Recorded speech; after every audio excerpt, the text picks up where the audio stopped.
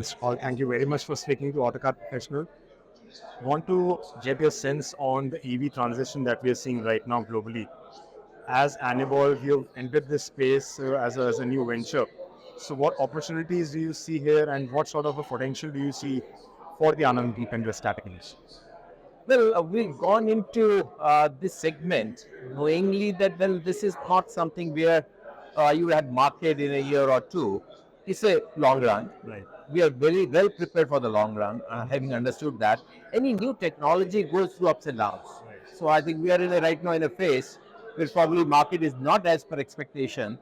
Well, that's the duration. As a 2-3 years, probably it will come up. Right. And then we believe it that, and we have full trust that this segment is going to come up. Right. It's a matter of time. So there's nothing like go slow on it. We're going full-fledged, we're going full aggressive in this because there's no other option for us. So what product line are you looking at and what sort of products you already have and what are you going to develop? What is in the pipeline for you in the near future? So you look at, we were highly, I think, encouraged with our first launch. I don't know if you have gone through the story of ANEM. Right. We have one of the best stories. Yeah. And probably will be today largest motor manufacturer for 2-3 wheelers. It's a good story. We are now, this month onwards, we are launching controllers for 2-3 wheelers.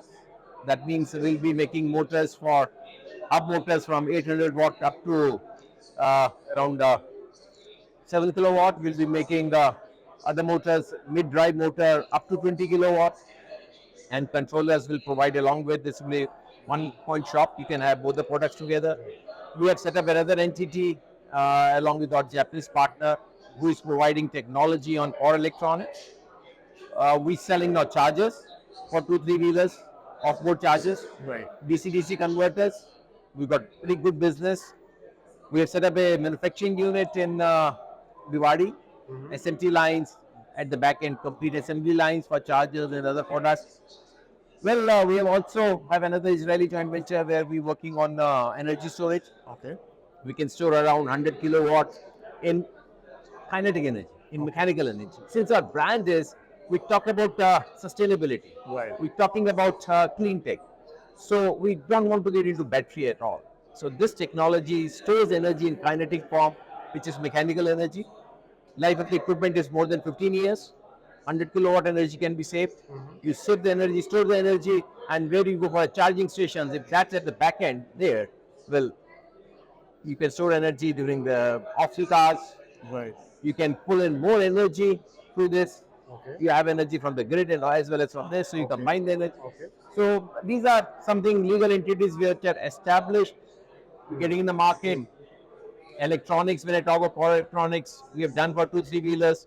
Now we are going around across to 4-wheeler segments. We'll be doing now 3-in-1 inverter for buses, cars, for all 4-wheeler segment. Right. And we are also now getting into infrastructure charging. We have already developed AC charges, 7 kilowatt, 11, 12, 32 kilowatt. I think we just start production next month. Okay. And now we're getting into DC charging infracharger. Okay. So this is as a comprehensive going forward, but what we are going ahead with another probably EDU for 4-wheeler. Okay. Maybe another 2-3 months down the line, we should be getting into the market with very high technology 4-wheeler complete EDU.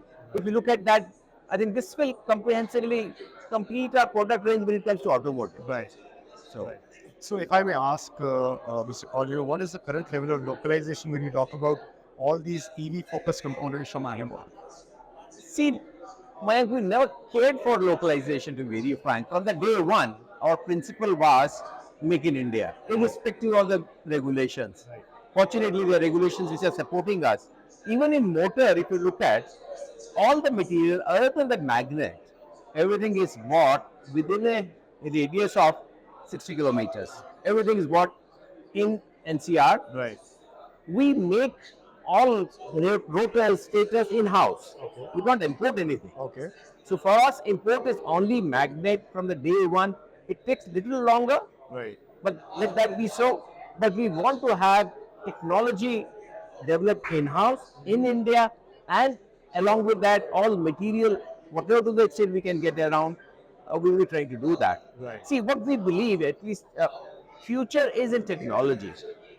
Right now, we can partner with someone and start working on initiate some technology, but at the end, you have to lead the technology. Right. There's an opportunity for India to grab upper hand in technology in this segment, Right. but it's unknown to everybody today. Right. So that's where we are setting up an engineering center. As you said, you know that DLF, we've got a power electronics engineering center, fully multiplying it, we're making it much bigger. Right. But our major focus is that we have to lead in technology. When once you lead technology, localization, these things, they're natural then. Right. You're not going to import it. Right. So that's the philosophy what we have. Okay. And in terms of developing more technologies locally in India, are you looking at more JVs, more collaborations going forward? Maybe doing it with some startups as well.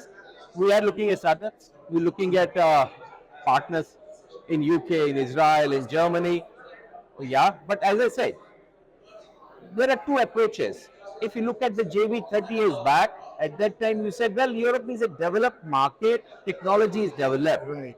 You are not leading the technology in that JV partnership. Right. But in this partnership, we will be leading the technology. We are not going to be number two on technology to our partner. Right. Although their initiation, it will help us in initiation of the launch, we get something. But then we are very clear, we're going to invest in our technology, we're going to spend more money and resources to innovate Right. for Indian market. Right. So Indian market is complex, Right. not only application wise. I was in China, went there for 2 weeks. Even Chinese don't have that severe weather what you have in India. Right. 50 degrees, 55 degrees Celsius. And then you look at dust. So no one is able to answer you that how can you meet this Yeah, criteria. yeah. So we have to innovate in those. Right. So when you design for India, do you think that you're also ready to supply it to the world? I mean, are you eyeing exports from India for your products? Definitely. This question is, if you are good for India, you're good for the world. Right. As I said, Indian conditions are the harshest. Right. India, what people want is value for every damn thing, so value for money. So if you are able to compete in India and in this new technology, people today, whatever right or wrong, people are looking for a second option. Right. And we have a great opportunity to get into that. And even go independently or go through the partner, we have both the choices. So, thank you so much. Thank you.